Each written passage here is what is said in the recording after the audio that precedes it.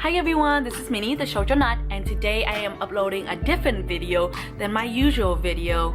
It's not gonna be as fun, informative, ranty, but I hope it's just as serious as some of my previous videos. Today I want to talk about my study abroad experiences and how it's related to current events in the US. Currently in the US there has been a lot of shootings, especially the noteworthy one in Orlando. And right now I know the House and senators and all those people, politicians, are helping us out by trying to pass laws banning assault rifles, assault weapons, all these things. All these things are going on right now, and I just want to relate it back to my personal experiences from studying abroad. You're probably wondering, how is it related? One of the things people don't like to talk about is how lonely they feel after studying abroad. Of course, the first few weeks, the first few months is pretty fun. You share stories, you share experiences, but afterwards, people don't want to talk about it anymore. They're bored of it. They jump to the next subject. But you yourself have changed from studying abroad or living in a different country for a long amount of time. And well, you changed. You took a lot of things away from your experiences. You see the world differently, you look at your own culture differently, and sometimes you feel like there's no one who can relate to that, who you can share this with. Well, I'm hoping that these series of videos I'm hoping to make about my study abroad experiences will help you guys, but more importantly, future me, from never forgetting what I have taken away from my experiences, what has happened to me to make me who I am in this video right now and hopefully in the future. With that said, let me get into the main point of this video. So before I studied abroad in Korea, I had to go to a number of orientations. I kind of skipped out on a couple of them. I'm a pretty bad girl. Please do not do that if you're hoping to study abroad or going somewhere and there are orientations. Don't do that. Anyways, at one of the orientations, they were teaching us that people outside of the US will ask us questions about the US culture. They will be curious about it. Sometimes they will be judgmental about it, but most likely they will ask you about it being American. And one of the questions that people outside the US love to ask and are super curious about is about our gun control laws and how we handle living every day in a country full of guns. I'm going to be very honest with you guys and say that these questions really baffled me because I personally do not feel threatened. I personally do not live in fear of guns, nor am I afraid of anyone I know around me shooting me with a gun, or so I thought. But yes, at first these questions really confused me during orientation. It is actually not until I lived outside of the country where I really understand why these questions were being taught and asked. I studied abroad and I lived in other countries. I've been to England, I've been to Korea specifically, and I have visited Japan, I have visited Holland, all these things. And it taught me that when you grow up in a culture, you are kind of defined by your culture. You are defined by your environment.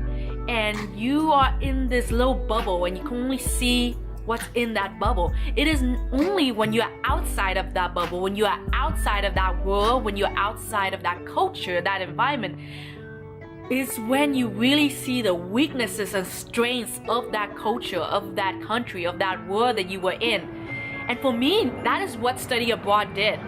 Study abroad not only helped me learn more about a culture that's totally different from mine, but it helped me understand, appreciate, and also question a lot of things about my own culture. So when I study abroad, that is when I finally see where other people are seeing for the first time, how they see our country and how its relationship with guns is very confusing. When I was studying abroad in England and in Korea, I realized for the first time in my life that although I was not consciously fearful of something happening to me, to my life, to my well-being, I was always unconsciously wary, untrusting of others, and slightly afraid of my life being taken away.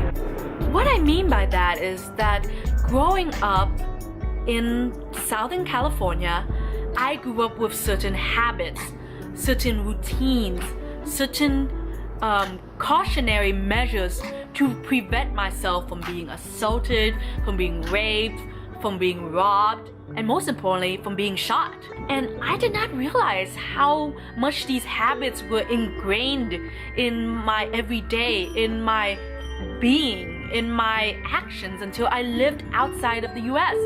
Because, for example, in Korea, there were many times I was walking in the streets of Seoul at 4 to 5 a.m., usually with one female friend, two female friends, maybe by myself, drunk, very much intoxicated, and never once were I afraid of being assaulted, of being shot. I felt safe.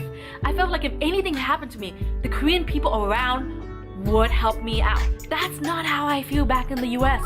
And I did not understand that until I was in Korea, until I was in England.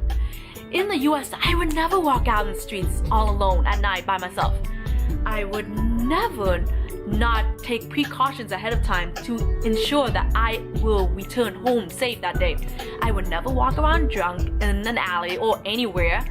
I would never be walking with only one female friend. That's just crazy, right? You can't imagine that. We have to take precautions in the US because these things do happen to us. But you can see where I'm coming from. I don't feel that way in the other countries. Yes, they can happen to me. I can be raped in Korea. I can be raped in England. All these things could happen to me.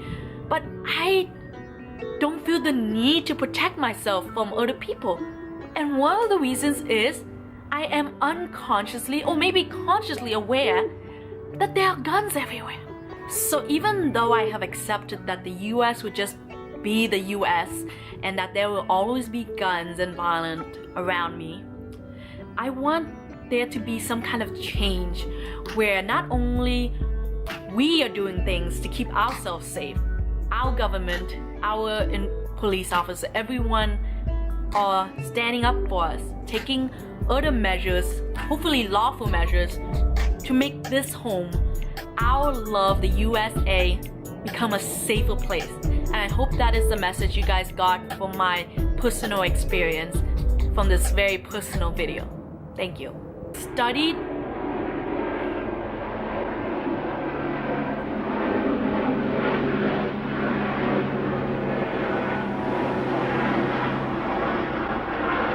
the downsides of recording this outdoors.